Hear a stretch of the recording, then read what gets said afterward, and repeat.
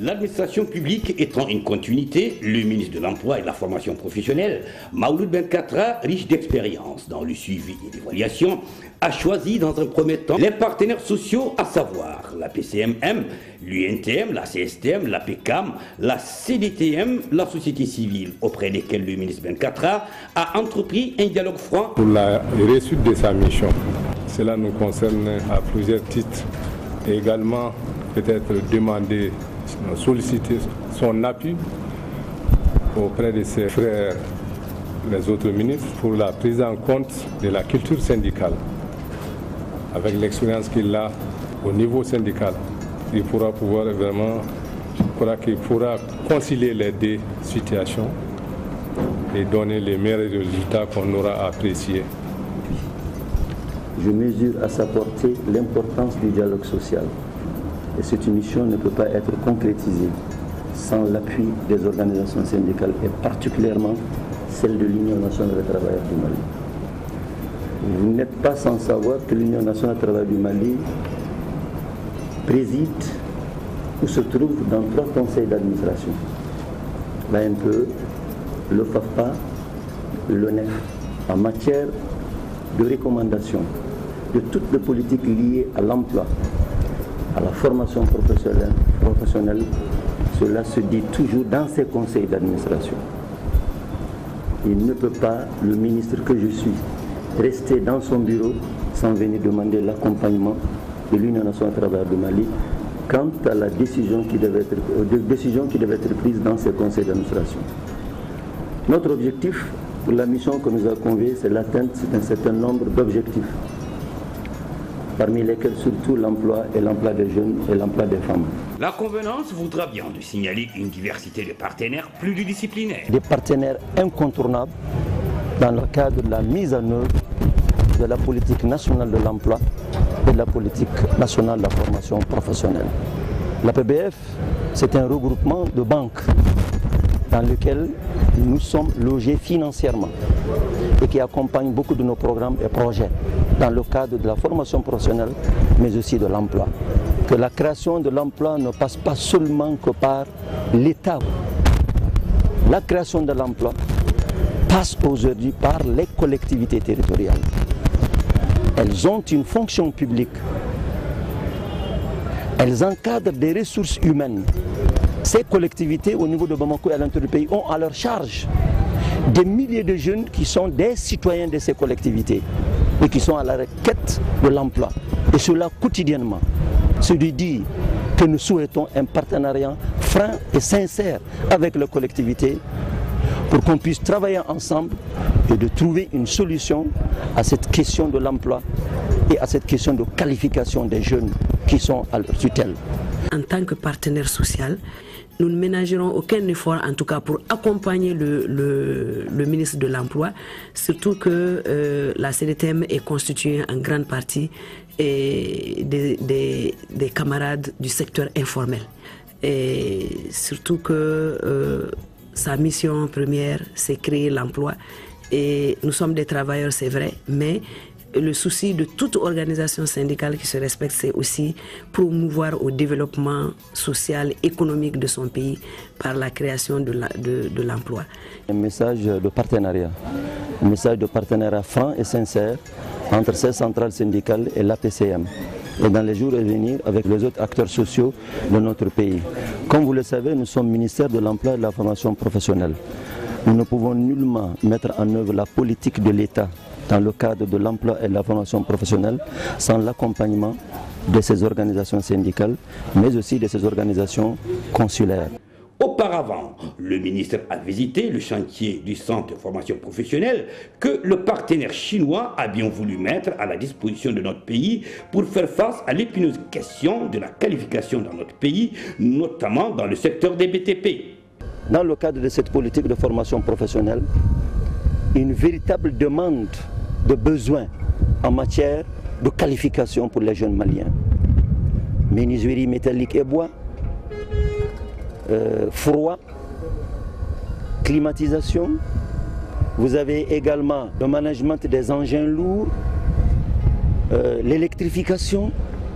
Et nous sommes dans cette mission de cette visite de terrain ici, à côté de son Excellence l'ambassadeur de la République populaire de Chine, pour témoigner de cette exemplarité de la coopération sino-malienne. Les infrastructures attendues, on a un bloc administratif de plus de 2500 mètres carrés.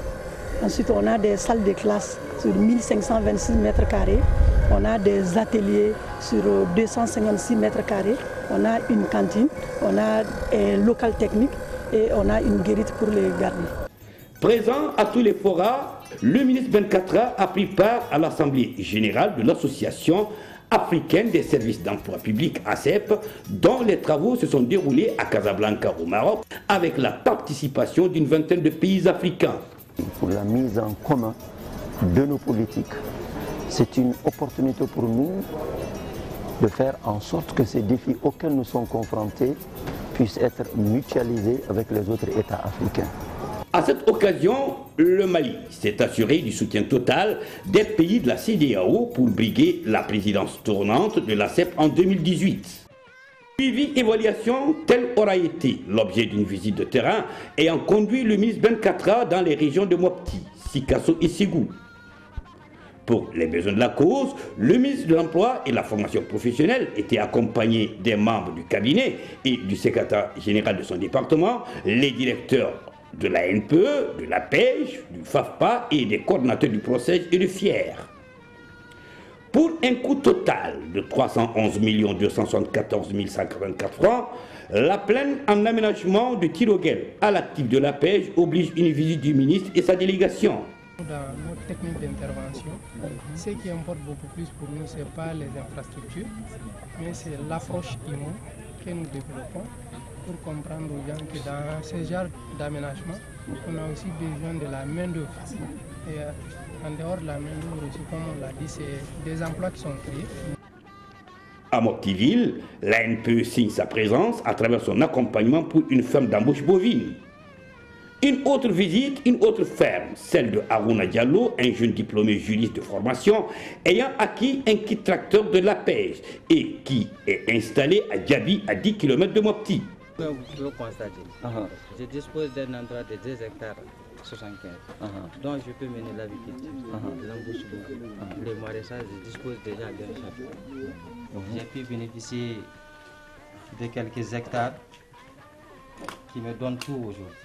À Sévaré, le ministre et sa délégation ont pu aussi apprécier la formation de 307 jeunes guides touristiques, hôteliers et artisans en reconversion. Le département, à travers le FAFPA, en finançant ces projets de formation, veut encourager toutes les initiatives visant à développer les compétences des ressources humaines afin de préserver les emplois, créer de nouveaux emplois et de participer davantage à la richesse nationale. Il s'agira ainsi de contribuer à l'atteinte des objectifs prioritaires pour la promotion de l'emploi et de la formation professionnelle, édictés par le président de la République, El Hadj Ibrahim Boubacar Keïta. La formation est le fruit du partenariat entre le FAFPA et les associations des professionnels de l'hôtellerie et du tourisme de la région de Mopti. Guinée-Kanda, 70 km de Bandiagara, accueille pour la première fois un ministre de la République depuis l'indépendance du Mali. Le ministre Ben Katra inaugure en cette occasion une adduction d'eau composée d'un château d'eau, de plaques solaires et 8 bancs fontaines. Au nom de mon département, le président de la République, compte tenu du fait que c'est des femmes, des jeunes, des vieux déterminés à s'auto-employer, à s'encourager eux-mêmes avec cette eau parce qu'il y aura des activités génératrices de revenus. Ce sont des femmes qui, en période de crue, peuvent faire du maraîchage. Nous avons promis, au nom du chef de l'État, le président de la République, un moulin pour eux. Et séance tenante, vous avez vu que le directeur général du FAFPA avait répondu à leurs sollicitations pour former les femmes en teinture. Le directeur de la pêche également s'est engagé, toujours dans notre département, et compte tenu du travail qu'ils ont fait sur le terrain, pour aider les jeunes à aller vers la pierre qui va être taillée. Ça aussi, c'est des créations d'emplois. Comme pour dire, pour ceux qui pensent que les chiffres que nous avons, ce sont des chiffres vraiment théoriques, nous sommes venus sur le terrain, nous avons vu, grâce à nos actions concrètes sur le terrain, de jeunes qui ont cru en eux, qui sont installés et qui font bénéficier les populations et les citoyens. C'est cela le travail que le président de la République a demandé. Et nous avons dit dans la région, le président ne cherche pas loin. Il ne cherche pas loin. Il a ses structures, nous sommes à sa mission. Et je pense que ces structures sont véritablement faites pour accompagner femmes, jeunes, hommes. Ce n'est qu'une première pour la région de Mopti. La délégation ministérielle a enfin visité l'unité agricole du groupement Yiriblon à Banyangaraville. Grâce à la NPE, 5 emplois ont été créés pour un coût total de 2 millions de francs CFA. À Sikasso, c'est le centre Jean Bosco de recevoir dans un premier temps la visite du ministre et sa délégation. Ainsi, ils ont témoigné une formation décentralisée de courte durée au profit de 120 jeunes provenant des cercles de la région. Le ministre Ben Katra a aussi visité l'unité de transformation du cajou dénommée Natio Cajou, en plein centre-ville de Sikasso. Nous sommes en mission parce que nous sommes en train de mettre en œuvre le programme présidentiel du président de la République Ibrahim Boubacar Keïta. Nous avons fait le déplacement à Sikasso pour venir voir de nos yeux, comme on aimerait le dire, de ce que nos structures sont en train de faire sur le terrain. C'est surtout cette façon dont nos structures sont en train de travailler sur le terrain. Je veux parler de l'ANPE à travers sa direction régionale et qui, au jour d'aujourd'hui, sont en train de réaliser pratiquement pour l'année 75% de leur potentialité en faveur des jeunes et des femmes. Nous avons été témoins, vous et moi, aussi bien que toute ma délégation, de cette brave dame qui fait de la transformation du noix d'acajou, qui emploie à elle seule plus de 30 personnes, dont plus de la moitié sont des femmes, qui fait des jus de fruits, qui fait également d'autres produits dérivés, qui a en sa possession une quarantaine d'hectares. C'est bien, il y a des hectares qui appartiennent à la famille, mais il y a des hectares qui appartiennent à elle-même. Tout est parti d'un travail d'abord manuel et traditionnel, avec l'accompagnement de l'ANPE. Nous pouvons dire aujourd'hui à Sikasso que cette dame qui écoule son produit, non seulement à Sikasso, mais au niveau du territoire national et aussi bien qu'à l'extérieur, c'est un exemple à suivre. Dans la région de Ségou, Pelengana aura bénéficié de l'accompagnement de l'ANPE pour la création de 21 emplois directs et 50 emplois indirects.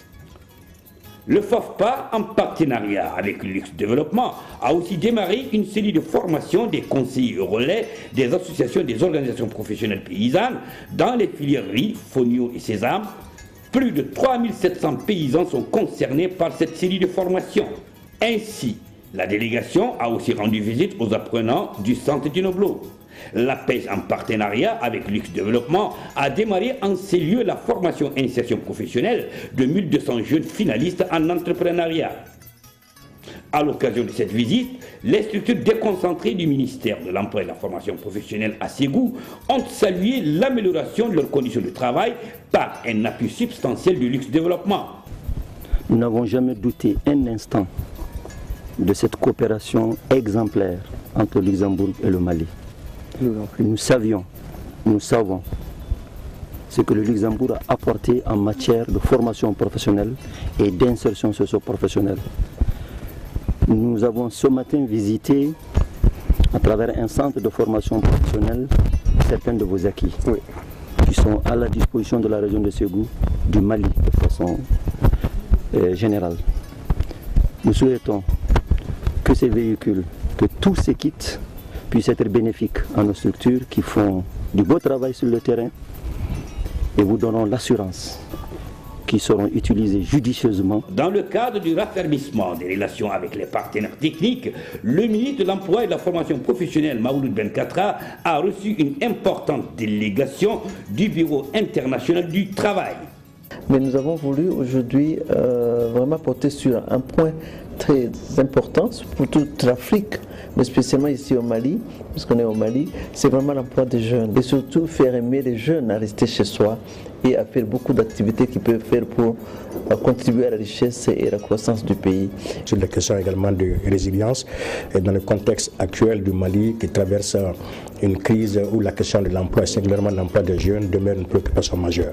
Donc c'est cette question essentielle que nous avons discutée avec le ministre en charge de l'emploi et de la formation professionnelle qui depuis sa prise de fonction à la tête de ce département ministériel, ne cesse d'innover, ne cesse de prendre des mesures de réforme pour faire en sorte que assez de jeunes Maliens, aussi bien du sud que du nord, et aussi bien au niveau rural qu'au niveau urbain, puissent disposer d'un emploi productif et d'un emploi décent. Donc comment y parvenir? C'est l'ensemble de ces stratégies, l'ensemble de ces mesures que nous avons discutées en relation avec, bien évidemment, la coordinatrice résidente du système des Nations Unies. A noter que cette rencontre puise sa justification dans la dynamique et l'excellence d'un partenariat crédible et constant. Ensemble, nous devons conjuguer nos efforts avec nos partenaires pour relever le défi qui est une préoccupation du président de la République. Et surtout qu'il a affirmé haut et fort, il veut atteindre, comme on l'a dit, les 200 000 emplois. L'emploi se crée non seulement dans le secteur privé, le secteur public, mais il est créé ailleurs. Et ailleurs, c'est surtout les activités que nous menons sur le terrain avec l'accompagnement de nos partenaires, en direction des jeunes ruraux, en direction des femmes, surtout les plus nombreuses dans notre pays. Fruit d'un partenariat entre le gouvernement du Mali et l'Association internationale pour le développement, le ministre Ben Katra a procédé à la remise de kits, fonds de démarrage à 239 jeunes au titre du projet de développement des compétences emploi des jeunes, PROCEJ. Ce programme est destiné essentiellement à des jeunes de 18 à 35 ans, déscolarisés ou non scolarisés, ou faiblement scolarisés. Il vise à former, à inculquer la culture entrepreneuriale sur un public de à peu près 10 000 jeunes, sur lesquels 3 600 vont être sélectionnés et financés. Et chaque jeune financé doit créer de l'emploi pour lui-même et créer de l'emploi pour un autre jeune. D'un coût total de 71 700 000 francs CFA. Il va contribuer à l'atteinte des objectifs du gouvernement en matière de formation et de promotion d'emploi pour les jeunes maliens. Il s'inscrit dans les actions mises en œuvre par le gouvernement pour matérialiser l'engagement de son Excellence, M. Ibrahim Boubacar Keïta, président de la République, à apporter des solutions aux questions de qualification des ressources humaines et d'insertion socio-économique des couches vulnérables que sont les jeunes et les femmes. À l'occasion d'un déjeuner de presse, le ministre de l'Emploi et de la Formation professionnelle a indiqué que de septembre 2013 au 30 juin 2017, les structures de l'emploi ont enregistré la création de 199 418 emplois, soit 99,8% des 200 000 promis par le chef de l'État. Répartis comme suit. 96 428 emplois privés à travers les contrats visés par la Direction nationale du travail et ses services régionaux. 3 692 emplois créés au titre de la composante 2. Création d'emplois par le secteur privé pour les jeunes dans le cadre du PROCEJ. 107 114 emplois publics de septembre 2013 à juin 2017.